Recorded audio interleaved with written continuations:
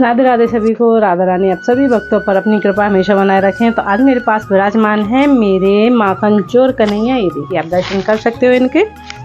ये है मेरे माखन चोर कन्हैया लड्डू बाबू। ये रहते हैं जहाँ मैं काम करती हूँ, वहाँ पर रहते हैं ये हमेशा, और मेरे काम को अच्छे से चलाने में मेरी मदद करते हैं। खुश हूँ, और ये मेरा जो काम है इन्हीं की वजह से, इन्हीं की बदौलत चल रहा है। तो ये मेरे माखन चोर कन्हैया हैं, जो हमेशा जहाँ मेरा काम है वहाँ मैं इनको विराजमान रहती हूँ। तो आज हम बात करेंगे अक्षय तृतीया के बारे में। अक्षय तृतीया का क्या महत्व है, और ये वीडियो मैंने अपलोड कर दी है कि पूजा किस तरीके से करना चाहिए। ये 2 वीडियो में अपलोड होगी मेरी वीडियो, क्योंकि मैंने एक वीडियो पहले से अपलोड कर रखी है पूजा तरीके से करनी चाहिए ठाकुर जी महाराज की। और आज हम बात करेंगे जो भी कथाएं हैं उनके बारे में, थोड़ी सी जानकारी जो मुझे है वो मैं आपके साथ शेयर करना चाहती हूँ। अगर कोई बात कथा रह जाए तो आप मुझे कमेंट बॉक्स में ज़रूर बताना। जो थोड़ी कथाएं जो गुरुदेव भगवान से सुन रखी हैं उनके बारे में बताती हूँ आपको। जैसा कि आप जानते हैं, आप सभी लोग जानते हैं, सभी भक्तजन जानते हैं कि आज ठाकुर जी महाराज के जो अक्षय तृतीया आएगी, ठाकुर जी महाराज के चरण दर्शन होंगे।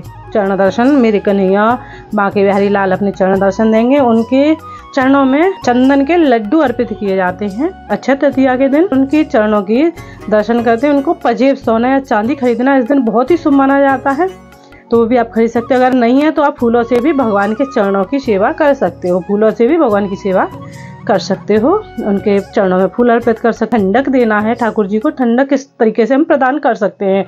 इस दिन ठाकुर जी को चंदन का लेप भी होता है। लेप अगर आप करना चाहते हैं तो थोड़ा सा इस हिसाब से करें, भगवान को कोई दिक्कत ना हो। जैसे कि आप जानते हो कि चंदन हर तरीके के आ रहे हैं, केमिकल्स वाले भी आ रहे हैं। तो अगर आपके पास केमिकल्स वाला है, अगर आपको पता है कि हमने रेडीमेड ले रखा है, तो आप उनको चरणों पे ही अर्पित करें भगवान के, और उनके पूरे बॉडी पे अर्पित ना करें, क्योंकि उन पे धब्बे पड़ जाते हैं। तो इस चक्कर में आपको नहीं करनी चाहिए, और उनको ठंडे फलों का ही भोग लगाना चाहिए। ये मेन बात होती है, ठंडे फलों का भोग लगाना चाहिए। इस दिन चरण दर्शन होते हैं, चंदन सेवा की जाती है, फूल सेवा की जाती है ठाकुर जी की, जो 20 दिन चलती है। फूल सेवा बांके बिहारी मंदिर में, बांके बिहारी लाल की हमारे की 20 दिन सेवा चलती है। अक्षय तृतीया वाले दिन फूल बंगला में ही वो अपने दर्शन देने वाले हैं अपने भक्तों के, जो बहुत ही मनमोहक दर्शन होने वाले हैं। इसी दिन माँ गंगा का प्राकट्य उत्सव हुआ था, धरती पर आगमन हुआ था माता गंगा का, जो गंगा स्नान इसीलिए बहुत ही महत्वपूर्ण माना जाता है अक्षय तृतीया को। दूसरा, यहाँ पर आज ये जो अक्षय तृतीया, उस दिन महाभारत को वेद व्यास जी ने बखान किया था, उसको सुनाया था गणेश जी महाराज जी, और गणेश जी महाराज जी ने इसको लिखा था। महाभारत को गणेश जी महाराज ने लिखा था, इसलिए गणेश जी महाराज और वेद व्यास जी की भी बहुत महिमा है, बहुत कथाएं है इसकी भी। तो और इसी के दिन, आज ही के दिन परशुराम भगवान का भी प्राकट्य उत्सव है, जन्म हुआ था उनका। ये जो अक्षय तृतीया के दिन ही इसलिए बहुत ही महत्वपूर्ण है। अक्षय तृतीया के दिन अगर कोई भी दान पुण्य अन्नदान जो भी दान करता है उसका क्षय नहीं होता है, और बहुत ही शुभ फल देता है। उसका 1000 गुना फल ठाकुर जी महाराज सबको देते हैं। तो आज के दिन भगवान जी का बहुत अच्छे से ख्याल रखें अक्षय तृतीया वाले दिन, और इनको कॉटन के हल्के वस्त्र जरूर पहनाएं, पीला पटका जरूर पहनाएं, अगर आपके पास है तो पीला पटका पहनाएं।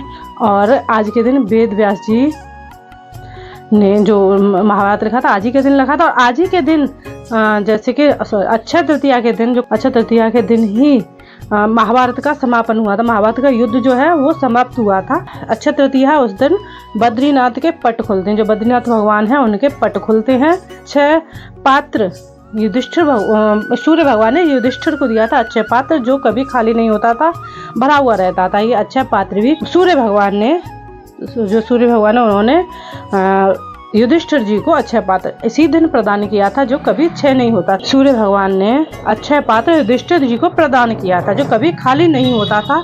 ये बहुत ही महत्वपूर्ण बात थी, ये कभी खाली नहीं होता था। जो सुदामा और कृष्ण मिलन हुआ था वो अक्षय तृतीया के दिन ही हुआ था। सुदामा और कृष्ण मिलन हुआ था, जो और भगवान ने जो चावल खाए थे ना 2 मुट्ठी, वो अक्षय तृतीया के दिन खाए थे, जिसमें भगवान ने धन धान्य दिया था सुदामा जी महाराज को, उनके अन्न भंडार भर दिए थे, ये आप सबको पता है।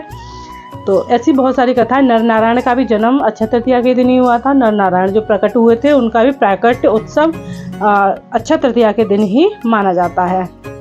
महिषासुर का मर्दन किया था माता दुर्गा माता ने महिषासुर मर्दन इसी दिन किया था, अक्षय तृतीया वाले। त्रेता युग का भी जो त्रेता युग का आरंभ हुआ था वो अक्षय तृतीया वाले दिन से ही आरंभ हुआ था। अक्षय तृतीया साउथ में गणेश, लक्ष्मी और बीच में कुबेर भगवान का भी पूजन होता है। जो साउथ है, साउथ इंडिया है, वहाँ पर गणेश, लक्ष्मी और बीच में कुबेर भगवान का भी पूजन इसी दिन होता है, क्योंकि कुबेर भगवान ने कहा था कि माता लक्ष्मी, जो आपने मेरी सेवा ले ली है धन धान्य की, वो सेवा मुझे वापस की जाए। तो माता लक्ष्मी ने कुबेर भगवान का पूजन किया और उसके बाद माता लक्ष्मी ने उनको जो धन धान्य की जो सेवा थी उनको प्रदान की, इसलिए कुबेर भगवान का भी पूजन इसी दिन होता है। माता अन्नपूर्णा का खीर से भोग लगाया जाता है। माता अन्नपूर्णा का अक्षय तृतीया वाले दिन माता खीर का भोग लगाती हैं, जो ठंडी होती है खीर उसका भोग लगाती हैं। ये भी एक कथा इसमें है। सुना है कि गुरुजी ने बताया था कि बड़ा भगवान भी इसी दिन प्रकट हुए थे, बड़ा भगवान, और उनका भी प्राकट उत्सव अक्षय तृतीया को। बहुत सारी कथाएं हैं ऐसी जो प्रचलित हैं, जो हमने सुन रखी हैं। तो इस बारे में हम आपको थोड़ी सी बात इसीलिए करना चाहते थे आपसे, जो भी हमने सुना है उसके बारे में बताना चाहते थे। और भी जो कथाएं हैं, जिन भी भक्तों को पता हो वो मुझे बता सकते हैं कमेंट बॉक्स में, और कौन सी कथा है जो इस दिन, इसलिए बहुत ही पुण्य का दिन है। जो भी आप पुण्य करोगे, दान करोगे, पूजा करोगे, दर्शन करोगे, वो कभी उनका कभी क्षय नहीं होगा और 1000 गुना आपको पुण्य उसमें शामिल हो जाएगा। ये इसका ऐसे पुण्य का कभी कोई दोष नहीं लगता, और जो भी आप करोगे ना उसका बहुत ही शुभ फल मिलने वाला है आपको। तो इसलिए ये बहुत ही अच्छा दिन है, बहुत ही शुभ दिन माना जाता है अक्षय तृतीया का। तो आप भी चाहो जो कर सकते हो, दान कर सकते हो, इसमें ठाकुर जी की सेवा कर सकते हो। अब जो भी करोगे ठाकुर जी सब कुछ स्वीकार करेंगे, और जैसे कि हमारे लाला को आप सभी जानते हो, सब कुछ स्वीकार करते हैं। तो ये थोड़ी सी कथा थी, पता नहीं मेरी जो भी मैं कही है मैंने, पता नहीं किसको अच्छी लगेगी किसको नहीं लगेगी, लेकिन जो भी मैंने कथा कही है ये सब कुछ अक्षय तृतीया वाले दिन ही हुआ था।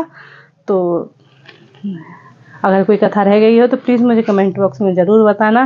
तो राधे राधे सभी को। राधा रानी आप सभी भक्तों पर हमेशा कृपा बनाए रखे और आपकी भक्ति हमेशा दिनों दिन बढ़ती जाए, बस यही भगवान से दुआ है। और भगवान से जब भी सेवा करो बस अपने लिए यही मांगना कि हमारी भक्ति हमेशा बढ़ती जाए, राधा रानी हमेशा कृपा बनाए रखे और लाला हमेशा हमारे ऊपर कृपा बनाए रखे। इसी तरह से राधे राधे सभी को।